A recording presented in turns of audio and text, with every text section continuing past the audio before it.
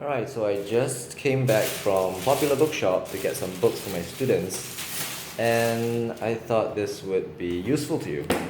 I've been teaching since 2005, right? 6 rather, 2006. And I found that resources you give to students are really important because it helps with their motivation, it helps with their belief system.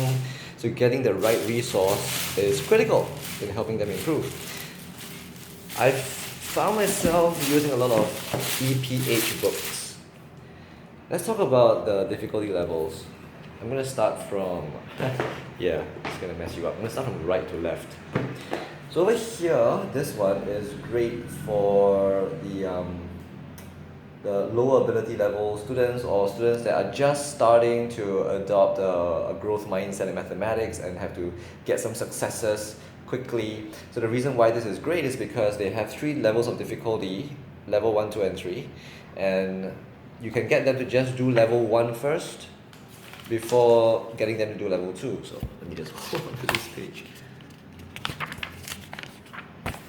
Right, so we have level 1 over here. These are the level 1 type where it's just concepts, foundational skills that they have to get before they even move on into the problem solving stuff, right?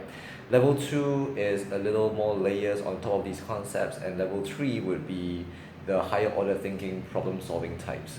So this is great for students who are just starting out, their skill level is not that high yet. And then for this one, modular worksheets, highly recommend this if your child already has a growth mindset or developing a growth mindset and is willing to put in work. Because first of all, look at how massively thick this book is compared to this one. Let me just put them side by side. Let you see for yourself. Huge difference. So if a child sees this, very typically they can get demoralized knowing that they have so much work to do. So having a growth mindset in the child or a mathematical mindset in the child would help with that. So if your child is developing it, then give them this one, give your child this one. There is usually 4 types of worksheets in one topic. I'll go into more details of each kind of worksheets if you were to send a message to me, okay? Because this one is a little more lengthy to talk about. And then this one, must know math problem sums and model methods.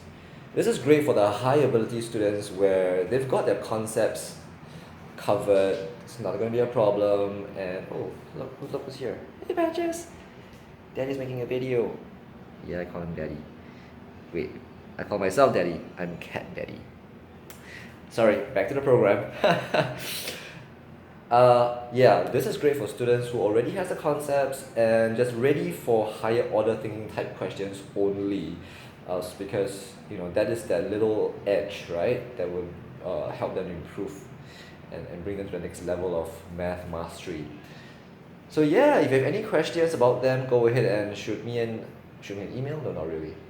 Just drop me a PM on whatever whatever app you're watching this from, and I'll be happy to share more about these with you. Alright, talk to you soon. Bye.